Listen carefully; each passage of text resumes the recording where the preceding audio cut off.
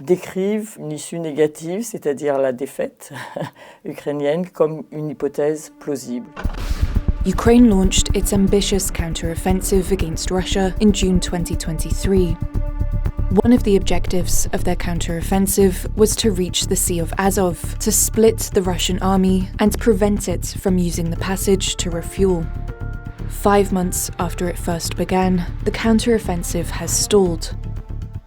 And Ukrainian troops have made very little progress. This is what one Ukrainian army chief deplored in an interview with The Economist. This interview was the first time a Ukrainian general had publicly expressed so many doubts. But why has Ukraine's counteroffensive faltered?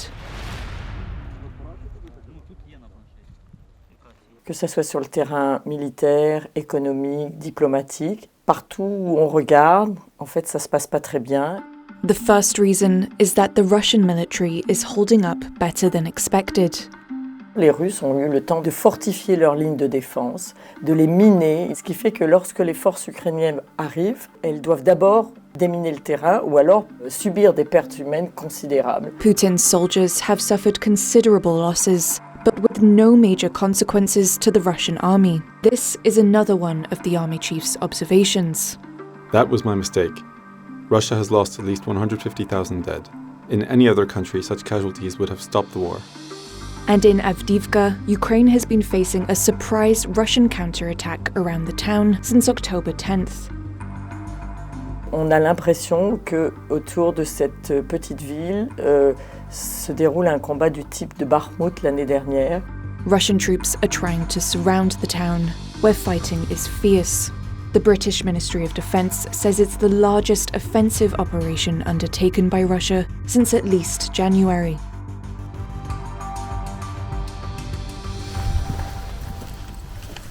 Ukraine is also facing a lack of ammunition. Stocks have run out and need to be replenished. But things have stalled. Kyiv is dependent on aid from the West, which is having trouble supplying as much as is needed. Les Russes, eux, se sont mis en mode économie de guerre.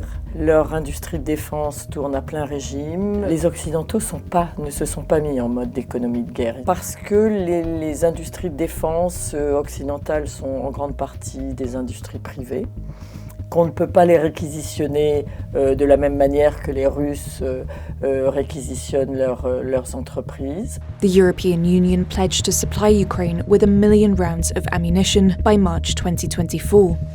But by November 2023, only 300,000 shells had been delivered. Die 1 Million werden nicht erreicht, davon muss man ausgehen.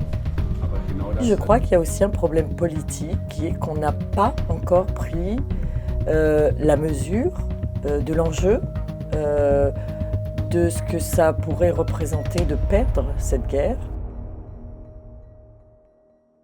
And outside of the battlefield, Russia is faring better than expected. Sanctions imposed by the West have not had the desired effect, since some of them have been evaded. L'Occident a fixé un plafonnement des prix du pétrole dont on pensait que ça allait faire baisser les prix du pétrole de manière considérable et donc réduire les revenus pour le budget russe. En réalité, comme les sanctions sont contournées, la Russie continue à fournir son pétrole à la Chine, à l'Inde. Donc en réalité, les revenus des hydrocarbures continuent à alimenter le budget russe. But there's another reason Moscow's holding out so well. It's repressing dissent. Dans l'ensemble, la société russe tient, sachant que les gens qui n'étaient pas d'accord sont partis, et ceux qui sont restés, soit sont d'accord, soit ne sont pas d'accord mais ne peuvent pas le dire, soit vivent avec. The world has also had to deal with another conflict since Hamas's attack on Israel on October 7th. The conflict diverting attention and public opinion away from the West and from Ukraine, with possible military consequences. Le soutien de l'opinion publique européenne est très important pour que les gouvernements puissent continuer à voter de l'aide financière, de l'aide militaire, etc. Aux États-Unis, la crainte est est-ce qu'ils peuvent faire face à 2 conflit, de guerre chaude. On voit déjà que sur le plan des munitions, par exemple, les deux conflits sont en concurrence pour l'approvisionnement américain.